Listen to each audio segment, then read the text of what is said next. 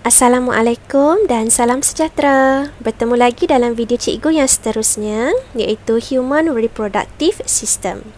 Sebelum ini, kalau awak dah perasan, awak dah study, cikgu juga dah upload video berkaitan dengan sexual reproduction. Tetapi, andai belum, sebelum nak masuk topik Human Reproductive System, pastikan awak telah melakukan ulang kaji topik sexual reproduction.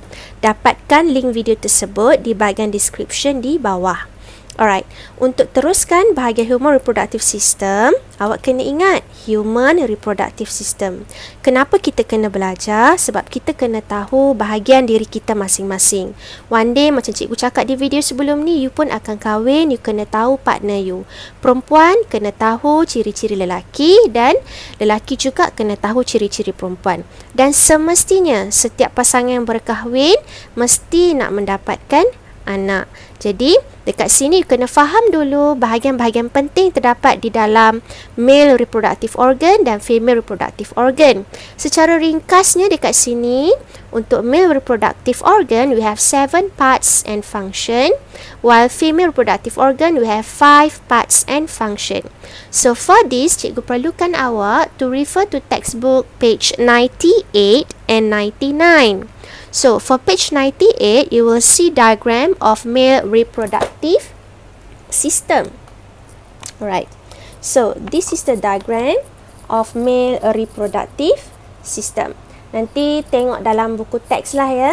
Alright, part yang penting yang discuss dekat sini is seminal vesicle, urethra, sperm duct, penis, scrotum, testis and prostate gland. Okay, jom kita tengok the first part of male reproductive organ. Kita tengok part and function dia. Alright, so for the first part, we go to the seminal vesicle. And I want you to refer to the diagram in your textbook. Where is the place of the seminal vesicle? Dapat ya?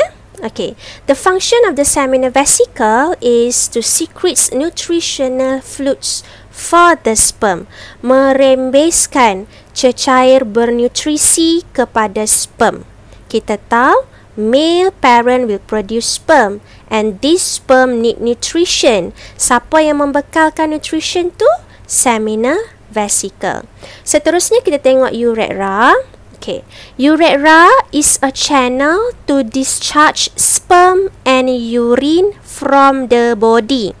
Iaitu satu laluan di mana untuk melepaskan sperm dan juga air kencing daripada badan.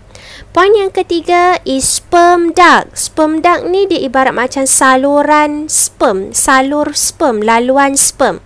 The function of sperm duct is to transport sperm from the testis to the urethra inside the body. Okey, tugas sperm duct ni adalah untuk mengangkut sperm yang dihasilkan di testis pergi ke urethra. Okey, now kita tengok penis. Okey, penis, the function of the penis is to transfer sperm into the vagina of the female during copulation. Maksudnya adalah untuk memindahkan sperm ke dalam vagina perempuan. Okay, ketika proses copulation, which is persetubuhan ataupun ketika bersama. Okay, now kita pergi kepada scrotum. Scrotum adalah the function of the scrotum is to hold and protect testis. Okay, the function of the scrotum. Scrotum ni, okay, bayangkan baby. Alright, kita tahu kalau you tengok gambar, you nampak testis kan, ataupun dalam bahasa orang Penang kata telong. Telong. Kulit di bahagian luar telong tu, kita panggil dia scrotum. Boleh faham nah? Seterusnya kita pergi kepada testis. Testis ni lah kalau orang Penang kata telong tu. Okay, testis, the function of testis ni sangat important. Function dia is to produces male gamete, which is sperm and male sex hormone. So testis ni penting lah, dia yang menyebabkan lelaki ada ciri lelaki. Alright, sex hormone ni penting untuk bagi lelaki tu ada janggut, okay, kulit yang lebih tebal. Nanti kita tengok dalam bab puberty nanti, okay. Dan seterusnya adalah prostate gland. The function of the prostate gland is to secrete fluids that contain nutrients and protect sperm cell. Okey. Prostate gland ni kalau awak tengok, tolong tengok sekejap dalam diagram kat mana. Okey. So tugasnya adalah untuk merembeskan, mengeluarkan satu cecair yang mempunyai nutrisi yang dapat protect kita punya sperm. Bukan kita punya sperm, male punya sperm. Okey? Okay, now kita tengok pula untuk female reproductive organ.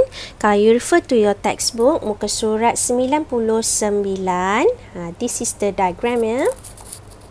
Okay, nanti tengok dalam textbook.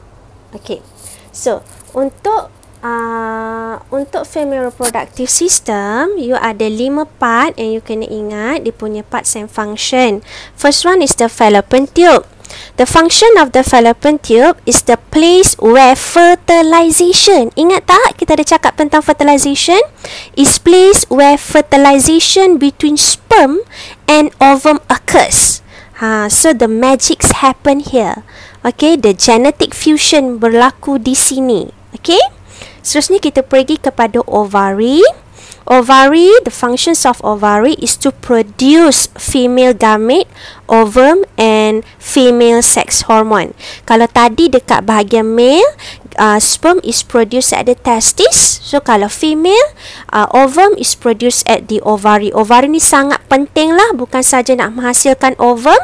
Alright, dia juga penting untuk menghasilkan seks hormon perempuan. Okey, hormon perempuan. Ini menyebabkan perempuan ada kulit yang lebih halus, suara lebih nyaring, datang bulan, maksudnya datang period tiap-tiap bulan. Faham ya? Now, kita pergi kepada poin yang ketiga, which is uterus ataupun womb. Uterus ni rahim lah, kita cakap rahim kan? Alright, the functions of the uterus is a place where the embryo develops and grow. Apa dia embryo? Embryo ni senang cakap baby lah. Okay, dalam perut kita tak panggil baby lagi, kita panggil embryo. Tapi bila dah keluar, kita panggil dia baby. Ni faham ya? Okay, so now kita pergi kepada cervix. Cervix, you tengok diagram ya, dekat mana cervix? Cervix tujuan dia is to produce mucus to enable sperms to swim into the uterus. Mucus ni adalah lenderan-lenderan. So the function of the cervix is to produce lenderan inilah untuk membenarkan sperm berenang di dalam uterus. Seterusnya kita go to the last part, which is vagina. Vagina is a place ataupun the functions of vagina is to receive sperm, tempat di mana sperm diterima, and as a channel through which a baby is born. Vagina ni juga adalah satu laluan di mana baby dilahirkan melalui laluan itu. So ini adalah kelima-lima parts and fungsi yang penting untuk female reproductive organ. Okey, itulah tadi serba ringkas berkaitan dengan human atau human reproductive system yang melibatkan male and female reproductive organ. Apa yang cik guna adalah you mesti ingat, you mesti be able to label. Okey, mesti boleh label bahagian-bahagian penting di dalam male and female reproductive organ, dan you juga mesti able to explain and state the function of each part. Mesti boleh explain function dia. Kemudian jangan lupa untuk tekan description. Di bahagian description, cikgu dah letakkan 3 link dekat situ. Satu link adalah video sexual and asexual.